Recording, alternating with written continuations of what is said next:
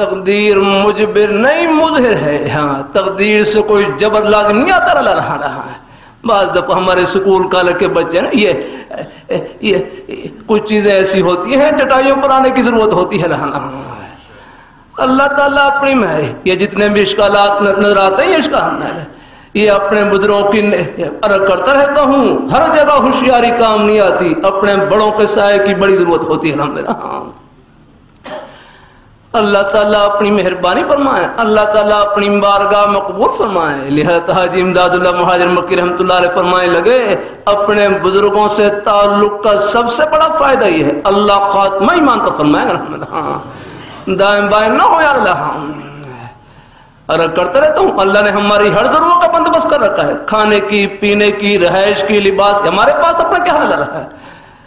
اب یہ دھند وغیرہ تھی یا رکھنا. اب زمیندار پریشان کبھی تک ہم نے کنک کی بجائی نہیں کی گندم کی بجائی نہیں کی. وہی ذات ہے. اللہ نے بارش برسات دی موسم صاف کر دیا. اب دھوپ نکل رہی ہے. اب گندم کی بجائی ہو جائے گی. یہ اللہ ہی ضرورت پوری کرتے ہیں.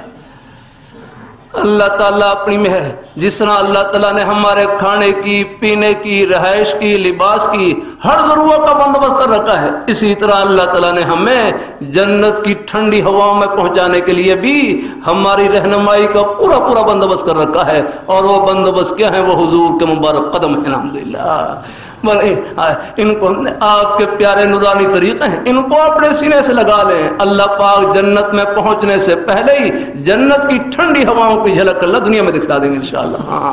اب آپ جنت میں بیٹھے الحمدللہ. عرض کرتا رہتا ہوں آپ اپنی دکان کو جنت کی دکان, اپنے دفتر کو جنت کا دفتر, اپنے کاروبار کو جنت کا کاروبار, سیدھے راستے پر چلنا. یہ دنیا میں جنت کے راستے میں چلنا ہے الحمدللہ.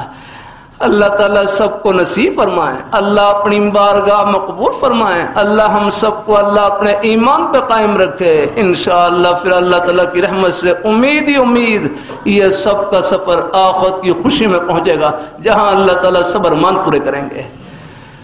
آمین آمین.